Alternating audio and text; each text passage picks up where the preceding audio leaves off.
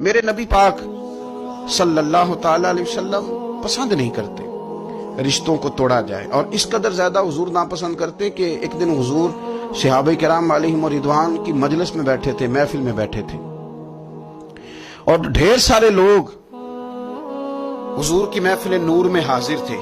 نبی پاک صلی اللہ علیہ وسلم نے نہ کبھی کسی کو اپنی محفل سے نہیں اٹھایا، کافر بھی آتے، مشرک بھی، منافق بھی آتے، وہ ایک سوال پوچھتے تو جواب ملتا، 10 سوال پوچھتے تو جواب ملتا، 100 سوال پوچھتے تو جواب ملتا۔ حضور صلی اللہ علیہ وسلم کھلے دل کے ساتھ ان کو باتیں بتاتے، جس قسم کی وہ بات پوچھتے حضور اسی قسم کا انہیں جواب ارشاد فرماتے۔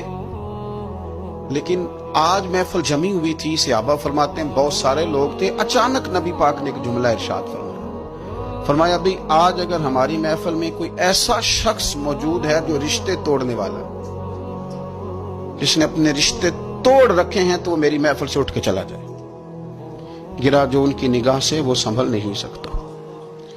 اگر کسی نے رشتے توڑے ہوئے جان بوجھ کے بغیر کسی شرعی وجہ اٹھ کے چلا جائے، اس محفل میں نہ بیٹھے، اتنی بڑی بات۔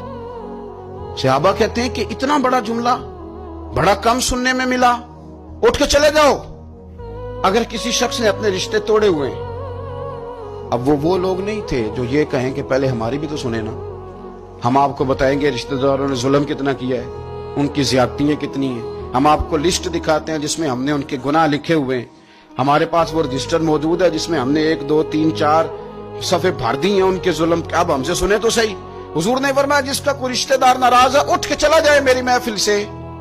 ایک نوجوان اٹھ کے گیا اور اس نے بھی جا کے بحث کوئی نہیں کی، کہتے میری خالہ ناراض تھی، جیسے بھی مجھ سے ہو سکا نا میں نے خالہ کو راضی کیا۔ کیوں؟